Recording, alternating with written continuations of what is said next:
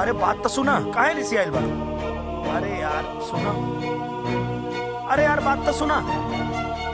देखा काहे ना गुस्सा करता रहो? देखा पहले तब क्यों से कुछ बोलो मत। बुआ, खत्म करा ना यार, गजब हाल बात हाल। बुआ। अरे सुना तू, अरे तू का बकवास बुआ, करता रहो? कहा तू के हो हमरा पति से खेत में काम करवावे वाली? हाँ, तोरा के पता ना कि ये घर के दामाद हवन? दामाद के होला रे? हैं? पहला दिन पहुना और दोसर का दिन ठेहुना और तीसर का दिन केहुना।